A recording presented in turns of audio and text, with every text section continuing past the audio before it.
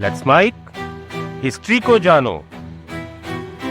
नागा का अर्थ है नग्न। मूल रूप से नागा वो लोग होते हैं जो भौतिक दुनिया को पीछे छोड़ आए हैं। इन साधुओं ने जीवन और मृत्यु के चक्र को पीछे छोड़ दिया है।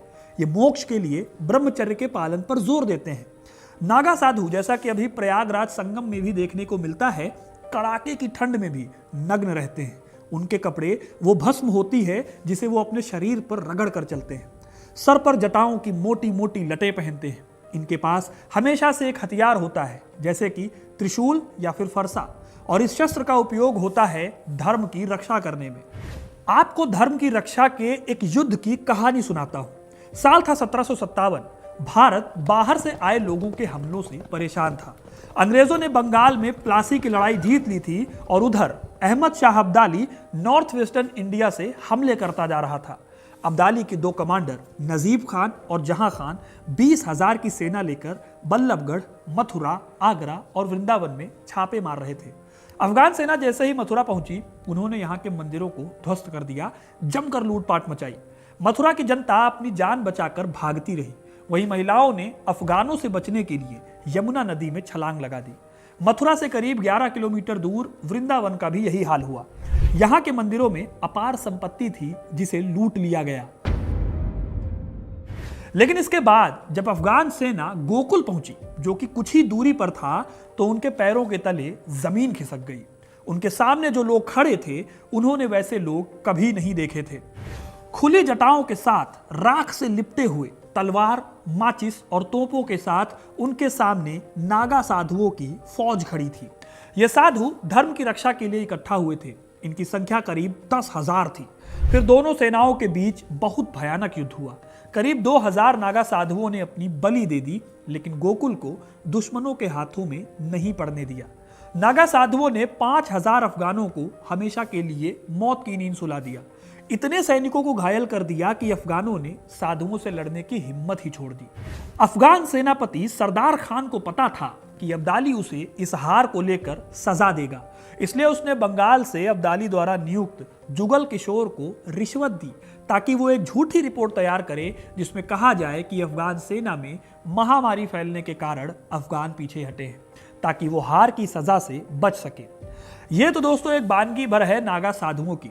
नागा साधुओं का इतिहास ऐसी तमाम घटनाओं से भरा पड़ा है। ये वो नागा साधु हैं जो कभी कभार ही दिखते हैं। अभी कुंभ में ऐसे हजारों नागा साधु डुबकी लगाने पहुंचे हैं और कुंभ खत्म होने के बाद वो फिर से इस भीड़ से गुम हो जाएंगे। लेकिन इसी प्रयागराज को बचाने के लिए भी इन नागा साधुओं ने एक बार बहुत बड़ी लड़ाई लड़ी थी। क्या थी वो लड़ाई और किसके खिलाफ लड़े थे नागा साधु, ये तो बताऊंगा ही। और आज हम बात करेंगे इन नागा साधुओं के इतिहास की।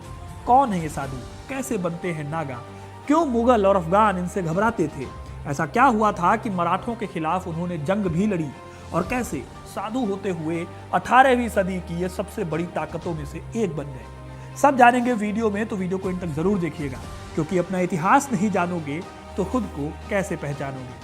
अगर आप फिटनेस को लेकर थोड़े भी कॉन्शियस हैं तो ये स्मार्ट वॉच ट्राई कर सकते हैं, जो आपकी हेल्थ को लेकर आपको अच्छे खासे अपडेट देगा। शॉप नाउ पर लिंक है, क्लिक करके जरूर चेकआउट कीजिएगा। इतिहास के पन्नों को पलटे हैं तो हम पहुंचेंगे उस दौर में जब आदि गुरु शंकराचार्य भारत में हिंदू धर्म के पुनरुत्थान का काम कर रहे थे। इसी दौरान उन्होंने एक परंपरा को शुरू किया जिसे दशनामी परंपरा कहते हैं। दशनामी संन्यास परंपरा को 10 सन्यासी नामों में बांटा गया था और हर एक पीठ के साथ इन सन्यासी 10 नामों को संबद्ध किया गया। इन संप्रदायों के नाम थे गिरि, पर्वत, सागर, पुरी, भारती, सरस्वती, वन, अरण्य, तीर्थ और गोस्वामी। आगे चलकर इनसे 7 अखाड़े निकले और फिर ये अखाड़े बढ़ते बढ़ते 13 हो गए। यहीं से इन योद्धा सन्यासियों की भी एक शाखा निकली जो नागा साधुओं की थी। गुरु शंकराचार्य ने शास्त्र के साथ साथ शस्त्र की जरूरत को भी समझा और इसके लिए उन्होंने आचार्यों के शास्त्रों को संरक्षित किया और शस्त्र को नागाओं का आभूषण बना दिया। नागा सन्यासी बनने की जो प्रक्रिया है वो भी बहुत मुश्किल होती है। जैसे कि जब कोई शख्स नागा बनने की इच्छा जाहिर करता है तो उसे कई सारे प्रोसेसेस और संस्कारों से होकर गुजरना होता है। मान लो कि आज आपको नागा सन्यासी बनना है तो आपको अपनी सारी संपत्ति दान कर देनी होती है। दोस्तों और रिश्तेदारों से किसी भी प्रकार के संबंध को पूरी तरह से तोड़ देना होता है। हालांकि ये काम आम सन्यासी भी करते हैं, लेकिन इससे बढ़कर नागा सन्यासियों को कुछ और भी काम करने होते हैं। जैसे कि इन्हें सबसे पहले ब्रह्मचारी बनने की शिक्षा दी जाती है, उसके बाद इनका पिंडदान होता है जिसे बिजवान कहा जाता है। इसमें आखिरी परीक्षा होती है दिगंबर की, जिसमें नागा सिर्फ एक लंगोट ही पहन सकते हैं। लेकिन इनसे भी ऊपर एक और नागा साधु होते हैं जिन्हें श्री दिगंबर कहते हैं। ये वो साधु हैं जो किसी भी तरह के वस्त्र का त्याग कर देते हैं। नागा सन्यासी बनने के बाद नया जीवन शुरू होता है। गुरु द्वारा उन्हें नया नाम मिलता है और आधार कार्ड से लेकर तमाम दस्तावेजों पर पिता की जगह गुरु का नाम दर्ज किया जाता है। इसके अलावा नागा सन्यासियों की फौज को आज भी शास्त्र के साथ साथ शस्त्र की भी शिक्षा दी जाती है। वीडियो में आपको अभी पता चलेगा कि कैसे नागा सन्यासियों के हाथों में तलवार से लेकर बंदूकें आ गई थी। इतिहासकार सर जादूनाथ सरकार ने दशनामी अखाड़ों पर अपनी किताब में लिखा है कि ब्राह्मणों से लड़ने का पहला निर्विवाद ऐतिहासिक साक्ष्य जो हमें मिलता है वो 300 ईसा पूर्व में सिकंदर के भारत पर आक्रमण के दौरान मिलता है। नागा सन्यासियों को यूनानियों द्वारा जिम्नोसोफिस्ट कहा जाता था, जिसका शाब्दिक अर्थ है नग्न दार्शिक। यूनानी लेखक एरियन ने अपनी किताब में इनके बारे में बातें लिखी हैं। अब अगर आप सोच रहे हैं कि नागा लोग नंगे क्यों होते हैं, तो उसे आप दीपक कुमार सेन की किताब the divine Kumbh echoes of eternity, Ganga Shipra Godavari and Sangam Niyogi book से भी समझ सकते हैं। वो कहते हैं कि पूरी तरह से सांसारिक माया से दूर होने के लिए आपको अपने कपड़े उतारने होंगे। इसके पीछे लॉजिक भी है। भले ही आपके शरीर पर सिर्फ कपड़े हों, आपको उन्हें पहनने के लिए उन्हें साफ करना होगा। उन्हें धोते समय आपको दूसरे कपड़ों की जरूरत होती है। धोने के बाद आपको उन्हें अगली बार पहनने के लिए किसी जगह पर रखना भी होगा। इसके लिए आपको एक बैग की जरूरत होगी।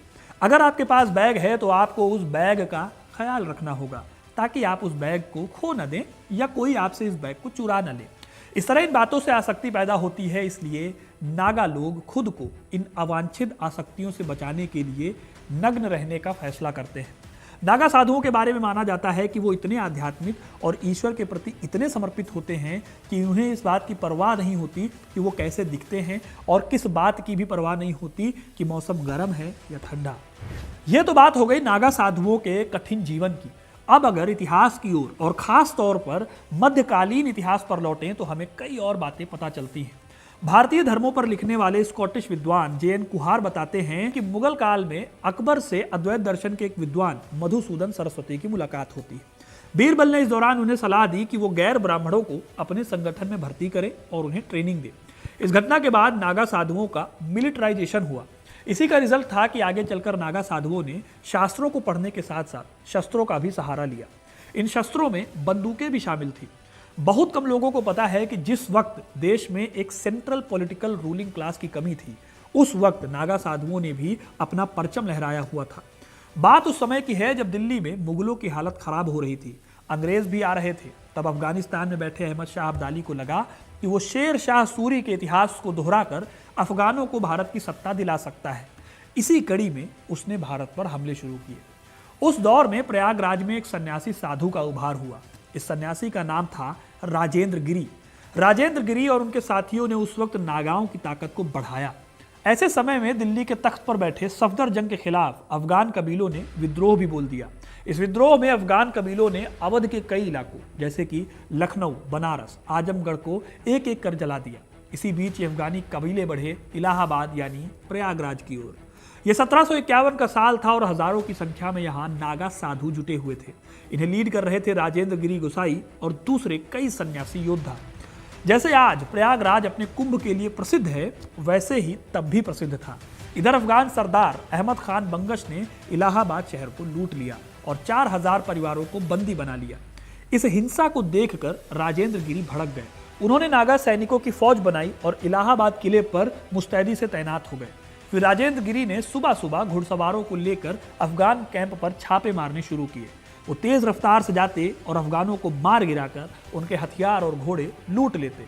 लाख कोशिशों के बाद भी बंगश फौज राजेंद्र गुसाई और उनके नागा साधुओं की फौज से पार नहीं पा पाई। ऐसा करते करते 4 महीने बीत गए। आखिर में खान बंगश को इलाहाबाद छोड़ना पड़ा और नागा साधुओं की जीत हो गई। नागाओं की फौज को हर कोई अपने साथ मिलाना चाहता था, क्योंकि इन्हें कभी भी किसी तरह के खतरे की परवाह नहीं होती थी।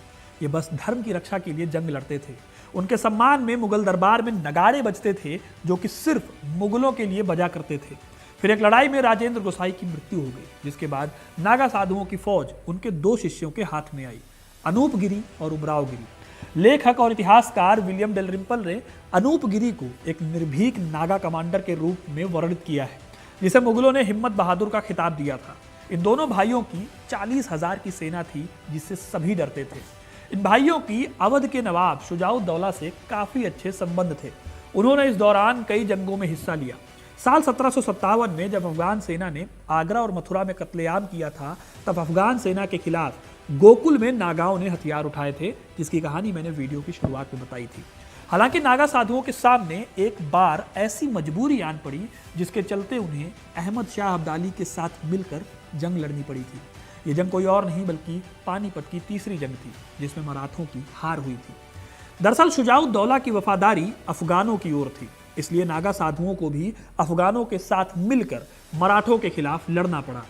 सरजादूनाथ सरकार लिखते हैं कि युद्ध के बाद मराठा सरदार विश्वासराव और सदाशिवराव का अंतिम संस्कार नागा साधुओं की देखरेख में ही हुआ था। इसके बाद साल 1761 में जब शुजाउद्दौला ने बक्सर की जंग में हिस्सा लिया, तब नागा सैनिकों ने अंग्रेजों के खिलाफ युद्ध लड़ा। कहते हैं कि दोपहर 2 बजे जब तोपों की गोलीबारी के साथ युद्ध शुरू हुआ, तो नागा सैनिक अंग्रेजी फौज की दाईं विंग पर सबसे पहले टूट पड़े।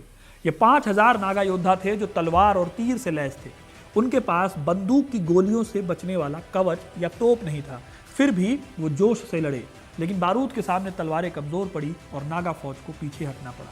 बक्सर के युद्ध में हार के बाद अनूप गिरी और उमराव गिरी जाट राजा जवाहर सिंह के पास चले गए, लेकिन यहाँ पर नागा सैनिक एक साजिश का शिकार हो गए।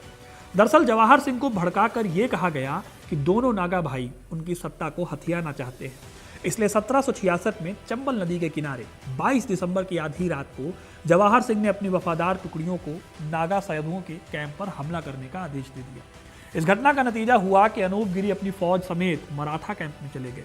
इस तरह आने वाले 2 दशक तक नागा फौज काफी ताकतवर मानी जाती रही। राजेंद्र गिरी, अनूप गिरी और उमराव गिरी इतिहास में कुछ ऐसे नाम थे जिनके पास नागा साधुओं की एक बड़ी सेना थी, लेकिन नागा साधुओं के और भी कई धड़े थे, जिन्होंने उदयपुर, जयपुर, जैसलमेर, जोधपुर, बीकानेर, बड़ौदा, मारवा और इन कई राज्यों में लड़ाइयों में हिस्सा लिया। इसमें बहुत ज़्यादा महत्व बंगाल का है। आपने एक उपन्यास का नाम सुना होगा, आनंद मठ। अगर नाम नहीं सुना है तो पक्का है कि आपने वंदे मातरम गीत तो पक्का सुना होगा। इस उपन्यास में इन्हीं नागा साधुओं के विद्रोह की कहानी है, जो कि बंगाल में बेस्ड है। तो हुआ यूं कि बक्सर की लड़ाई के बाद अंग्रेजों के हाथों में आ गया था बंगाल का टैक्स कलेक्शन। इसके विरोध में सन्यासियों ने बंगाल के गरीब किसानों के साथ मिलकर ईस्ट इंडिया कंपनी से टक्कर ली। इतिहास में इसे सन्यासी विद्रोह कहा जाता है। यह विद्रोह इतना प्रबल था कि 1773 में कंपनी ने साधुओं के हथियार लेकर चलने पर बैन लगा दिया। यही नहीं, सन्यासियों को रोकने के लिए बटालियन भी बनाई गई। ठीक इसी तरह से हैदराबाद के निजाम में भी कई मठ थे नागा साधुओं के, जो एक तरह से बैंक का काम करते थे।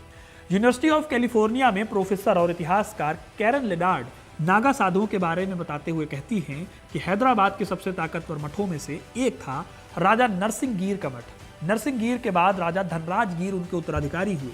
धनराजगीर एक समय में इतने शक्तिशाली हुए कि उनकी तुलना यूरोप की सबसे ताकतवर बैंकिंग फैमिली रॉथस्चाइल्ड से होती थी। हालांकि जैसे जैसे अंग्रेजों की ताकत बढ़ती गई, वैसे वैसे साधुओं का प्रभाव थोड़ा कमजोर पड़ा, लेकिन फिर भी नागा साधुओं ने बहुत लंबे समय तक एक पॉलिटिकल या यूं कहें कि मिलिट्री फोर्स की तरह काम किया और इंडियन हिस्ट्री में मेजर रोल प्ले किया। तो दोस्तों, ये थी कहानी नागा साधुओं के इतिहास की। आपको ये कहानी कैसी लगी कमेंट करके जरूर बताइएगा। वीडियो को लाइक और शेयर करना ना भूलें और ऐसी इंटरेस्टिंग कहानियों के लिए, इतिहास से जुड़े रहने के लिए हिस्ट्री कनेक्ट को सब्सक्राइब जरूर करें। धन्यवाद।